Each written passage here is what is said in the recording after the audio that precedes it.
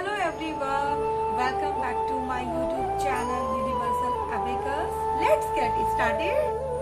और मेरे प्यारे बच्चों, कैसे हैं आप सब? बढ़िया। चलिए, ये आज हमारे चैनल की फर्स्ट स्टोरी होगी।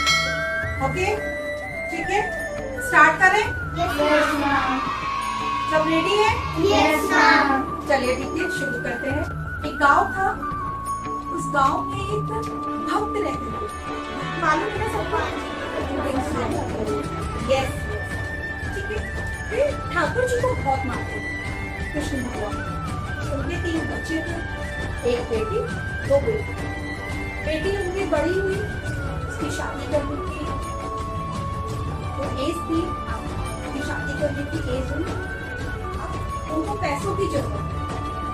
वो क्या करते हैं, गांव में पहले साहूकार होते थे, आई थिंक अभी भी होते होंगे। साहूकार मीन्स बड़े दुकानदार होते हैं, पैसा होता है उनके पास, जमीन जायदाद ये सब चीजें होती है। तो जब गांव में किसी के पास पैसे नहीं होते थे तो वो साहूकार से उधार ले लिया करता था, ठीक है। तो यू नो इंटरेस्ट जिसको बोलते हैं, ब्याज, वो देते थे, ठीक है, कि मैं इतने इंटरेस्ट में आपसे पैसा ले लूं, मैं आपको लोन भी दूंगा और इंटरेस्ट, ठीक है। तो उन्होंने साहूकार से पैसा लिया, साहूकार ने उनको पैसा दिया, उन्होंने अपनी बेटी की शादी करी। शादी बहुत अच्छे से करी। उनके 2 बेटे थे, वो दोनों बेटे गांव से शहर चले। शहर गए थे पैसा कमाने के लिए। वहां पर उन्होंने खूब पैसा कमाया।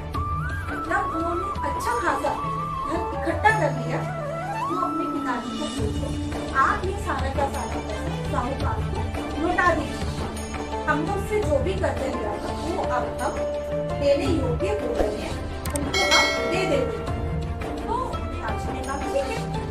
वो भले मानस जो भक्त थे वो साहूकार के पास जाते हैं, उनको सारा धन देते हैं, उनका जो भी ब्याज था, जो भी मूल था, सब उनको दिया। साहूकार भी खुश हो गया। साहूकार ने कहा ठीक है। एक पर्ची बनाई साहूकार ने, और साहूकार ने उसमें लिखा था कि आज से आपके ऊपर कोई भी मेरा ऋण नहीं है, कोई भी पैसा नहीं है, आपने सारा पैसा चुका दिया। तो जब वे भक्त वहां से ऊपर चलने लगे, साहूकार ने कहा आप एक बार इस पर्ची को पढ़ तो लीजिए।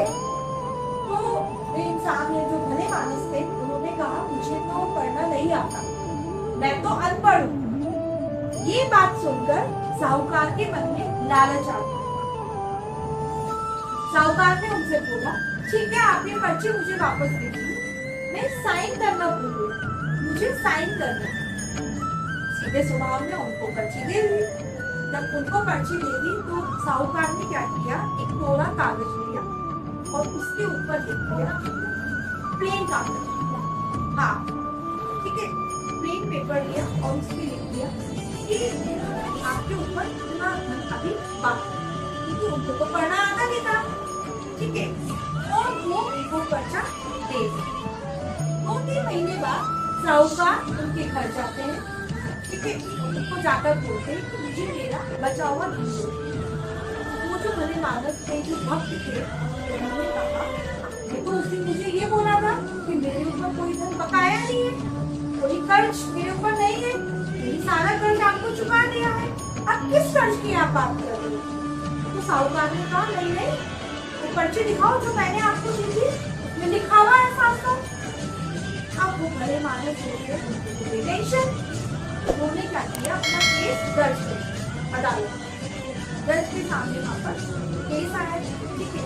तो जज ने क्या किया, जज ने साहूकार को भी बुलाया और जो भक्त थे उनको, ठीक है। तो जज ने भक्त से पूछा जब आपने पैसा दिया साहूकार को तो क्या आपको किसी और ने देखा था? तो उन भक्त की एक आदत थी, क्योंकि वे श्री कृष्ण के भक्त थे, ठीक है। तो जब भी उनसे कोई पूछता था आप कैसे हो, कैसा चल रहा है, तो वो हमेशा एक बात बोलते थे, ठाकुर जी जा, ठीक है, ठाकुर जी जा। तो यहाँ पर उन्होंने ये बात बोली, जब जज ने उनसे पूछा कि आपने जब पैसा दिया था साहूकार को तो वहां पर कोई था, किसी की उपस्थिति में आपने ये पैसा दिया? तो जो भक्त थे उन्होंने कहा हाँ मैंने दिया। तो जज ने पूछा किसकी उपस्थिति में आपने दिया? तो जो भक्त थे उन्होंने कहा मैंने ठाकुर जी की उपस्थिति में दिया। अब जज ने कहा कि ठीक है, गांव से ठाकुर जी को बुला लेते हैं। पुलिस वाले गए, गांव में जाके पूछा ये ठाकुर जी कौन है। गांव में ठाकुर जी नाम का कोई भी आदमी नहीं। अब सब ये बात बोलने लगे गांव वाले कि यहाँ पर ठाकुर नाम का तो कोई आदमी है नहीं, लेकिन हाँ ठाकुर जी के नाम का एक मंदिर जरूर है। पुलिस वालों ने आपको बता दिया, आपस में बात करने लगे। अगले दिन तारीख थी, जज ने जैसे होता क्या है अदालत में ना नाम से बुलाते हैं, तो जज ने बताया, बोला कि ठाकुर जी को बुलाया गया। अब ठाकुर जी कौन आए, एक बूढ़े इंसान है, ठीक है, संत के रूप में, और उनके माथे पे ना चंदन का तिलक लगा, ठीक है। तो जज ने उनसे पूछा आइए कटघरे में आके खड़े हो जाइए। वो कटघरे में आके खड़े हो गए, ठीक है, जहाँ पर सब अपना बयान देते हैं खड़े। तो जज ने उनसे पूछा कि जब इन्होंने पैसा दिया था साहूकार को, क्या आप वहां पर उपस्थित थे। जो संत थे, जो बूढ़े संत थे, उन्होंने कहा हाँ मैं वहां पर था, ठीक है, मेरी उपस्थिति में इन्होंने इनको सारा पैसा दिया, अपना सारा कर्ज चुकाया। तो जज ने बोला कि आपको कैसे पता, आपके पास कोई प्रूफ है, मैं कैसे मानूं कि आप जो बोल रहे हो सच बोल रहे हो। तो वो जो बूढ़े संत थे उन्होंने कहा आप जो साहूकार है उनको यही बैठाइए और मैं बताता हूँ, आप इनके घर किसी को भेजिए। इनके घर में जो इनका कमरा है उस कमरे में 3 अलमारियां हैं। उन 3 अलमारी में से जो तीसरी अलमारी है उस अलमारी में फाइलें रखी हुई है। जो बीच का जो जिसको कहते हैं स्लैब है, पोर्शन है, बीच का जो पोर्शन है, जो वहां पर कुछ फाइल्स रखी हुई है, उनमें से एक फाइल लाल रंग की है। और उस फाइल को जब आप खोलोगे तो 22वें नंबर पे वो पर्ची लगी हुई है, जो पर्ची इन्होंने पहले इन को दी था। पड़ता है उसमें साफ लिखा हुआ था, उनको कोई भी पैसा नहीं मिला। समझ गए? उसको लगा कि भाई आज मैंने जिसको कटघरे में खड़ा किया था वो कोई और नहीं, तो भगवान श्री कृष्ण थे, वो एक संत के रूप में आए थे। जो जज थे वो अपना जो भी अपनी जिसको कहते हैं ना डिसीजन सुना के वो अपना अपनी गद्दी छोड़ के भागे। पर जब तक ये पहुंचे वो संत वहां से जा चुके। जज गांव में जाते हैं, गांव में ढूंढते, गांव में भी नहीं मिलते। तो उन जज के मन में ना एक पछतावा रह जाता है। क्या पछतावा?